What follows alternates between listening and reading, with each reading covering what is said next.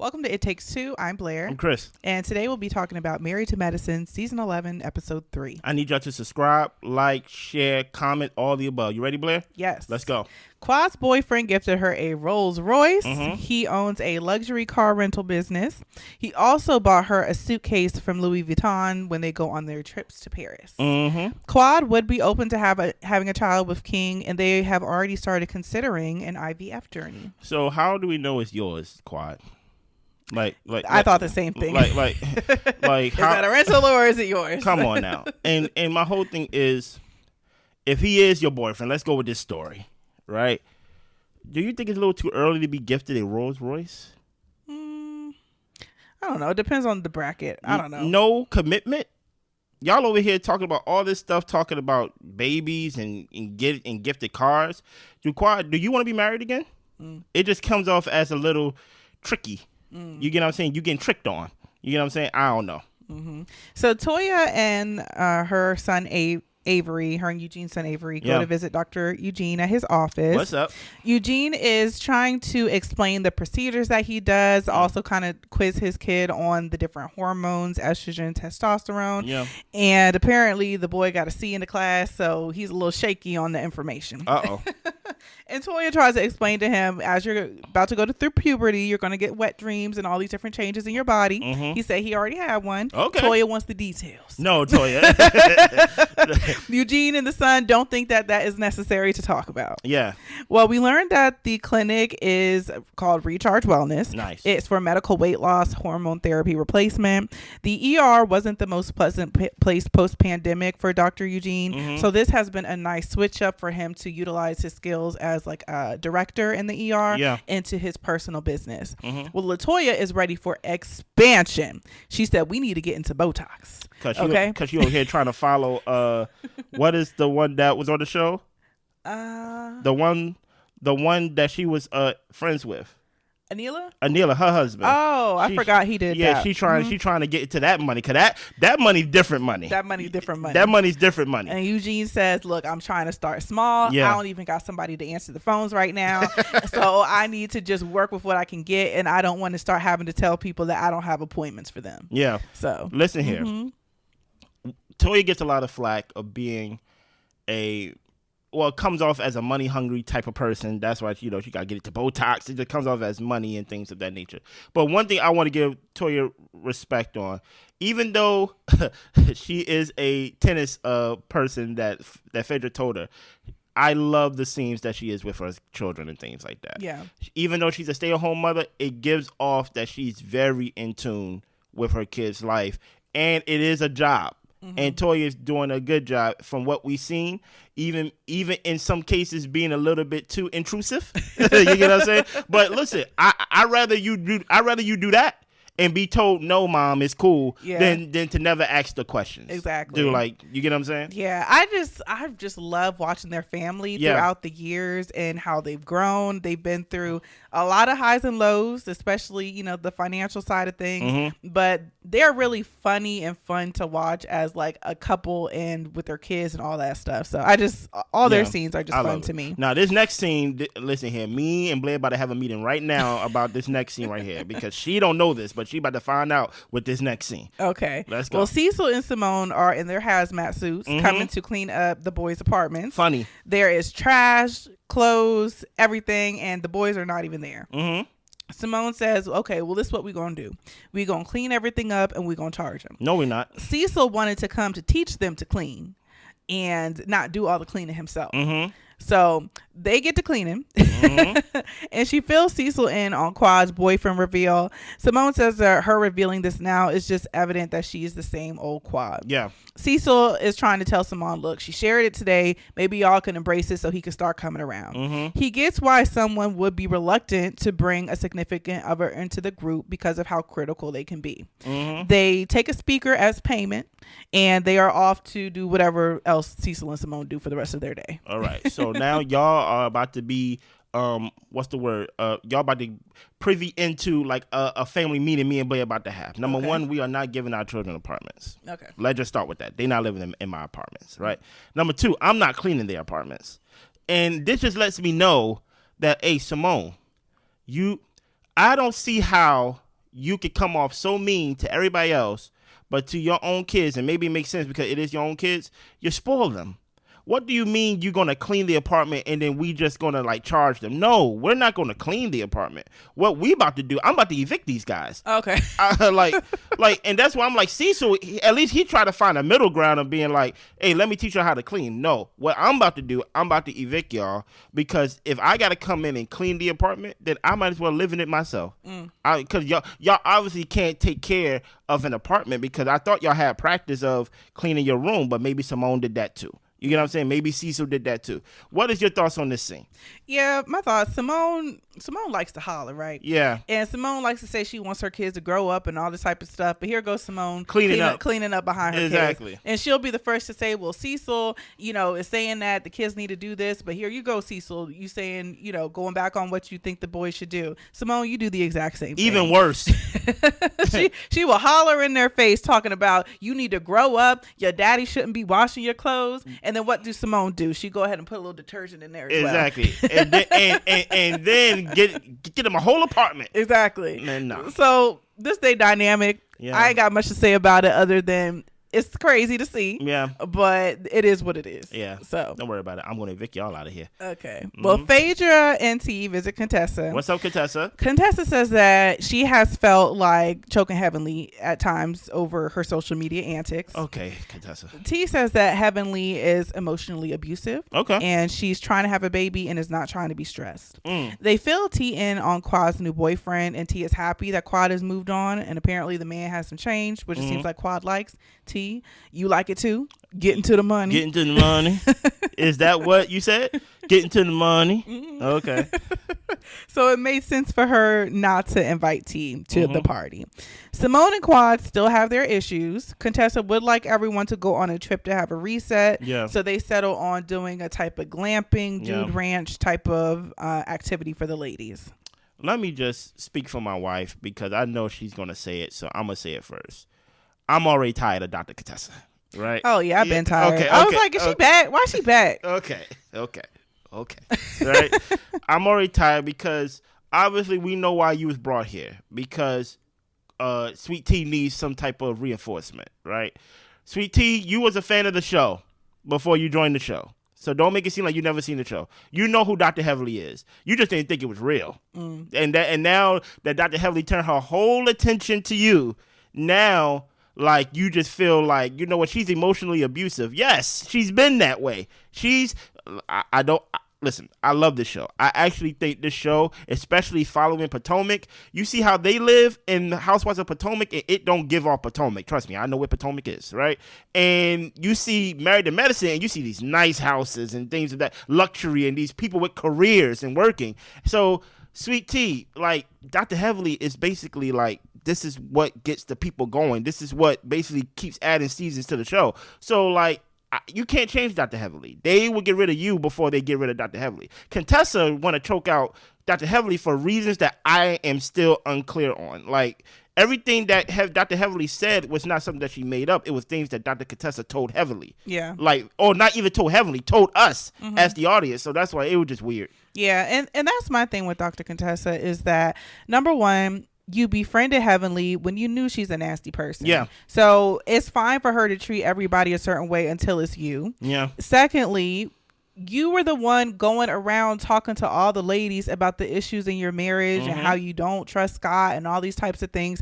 And Heavenly, I feel like, didn't even go that hard in on y'all's situation. She just spoke about what was already spoken about. Yeah. And now Dr. Contessa has this never-ending vendetta against Heavenly. It's weird. When she was the one who was talking mess about her husband to begin with. So it's just kind of like, I'm over it with Dr. Contessa. Yeah. I know. So moving on, Heavenly's son is interning at her office. He is going to be going to dental school. Nice. He had to redo his entrance with the patient a couple of times. He had to be reminded to call Dr. Heavenly instead of mommy. Okay.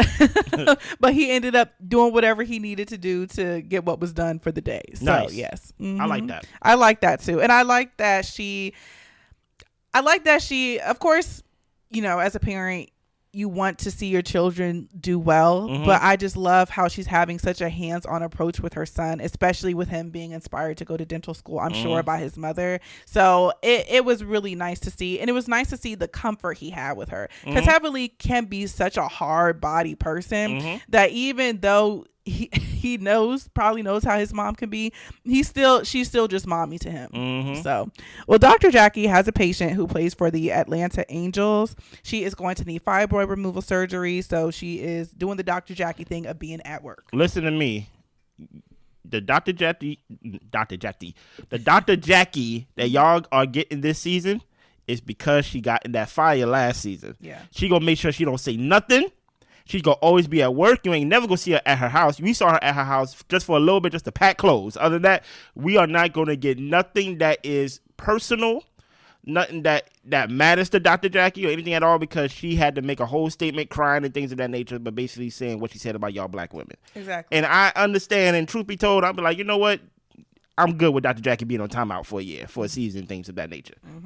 So everyone gets invited to the ranch getaway. They get red bandanas and some syrups for their shoes. Simone knows that she needs to have a conversation with Quad. She does owe her an apology for New York, but she does not plan on apologizing for Napa. Cecil told her a wise woman once said, the apology is for you. So remember that. Yeah. We flash back to Dr. Jackie saying that to T. I ain't gonna hold you.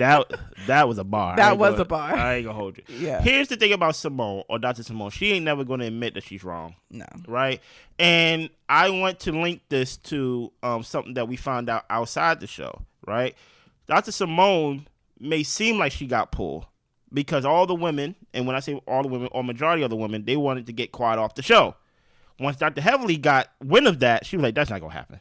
And that just lets you know, like, nothing's going to happen unless Dr. Heavily give the okay, or the no, that's not going to happen. Or maybe it has to be a full vote for it to happen. So I think you need to apologize for Napa because everybody else already did.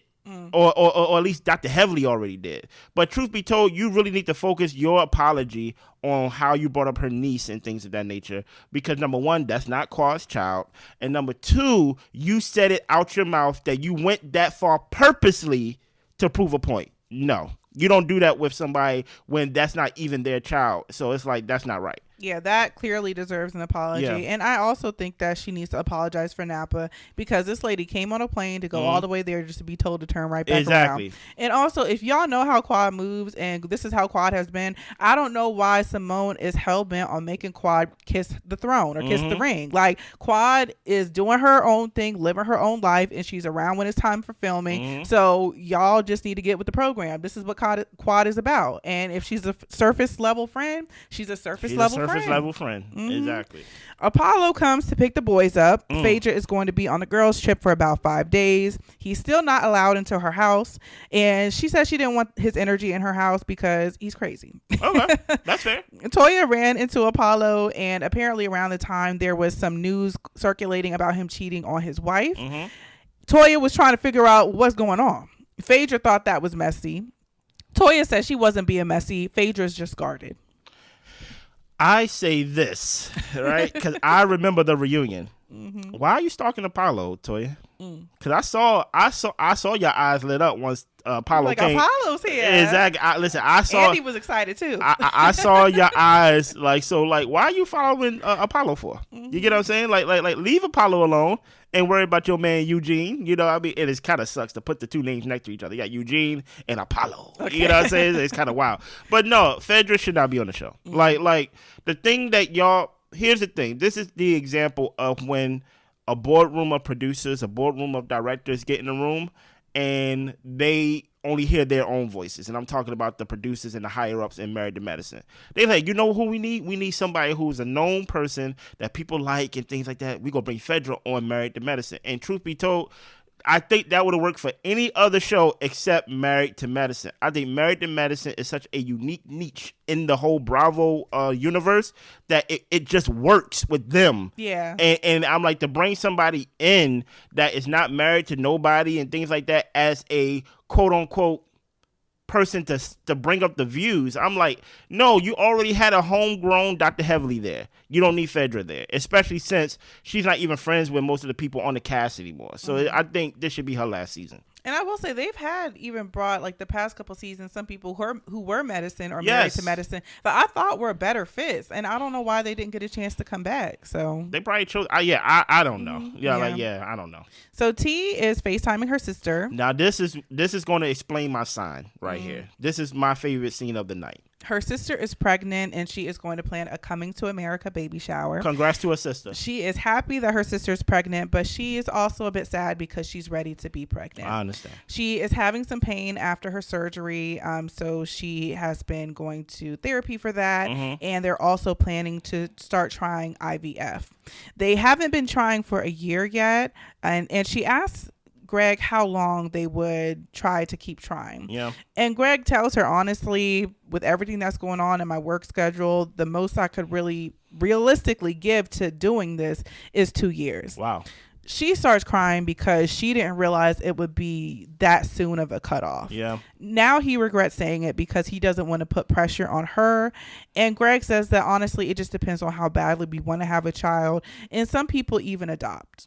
What are your thoughts, Blair? I was sad for T because 2 years is not a lot of time at all. Like, number one, if you're trying... You got to subtract 9 months from that. Right. Number one, if you're trying to conceive naturally. And then number two, if you start trying the IVF journey, 2 years, I feel like, I don't know how long the process is for IVF, but sometimes people have to do multiple rounds of that to conceive. So it was just...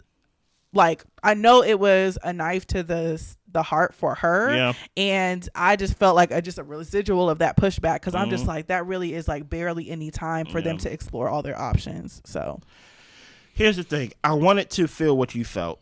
I really did, because it was sad. I don't want to see Sweet Tea crying on my TV, but I couldn't feel what you felt. And that's why I am, even to this day, I am still mad at Dr. Heatherly.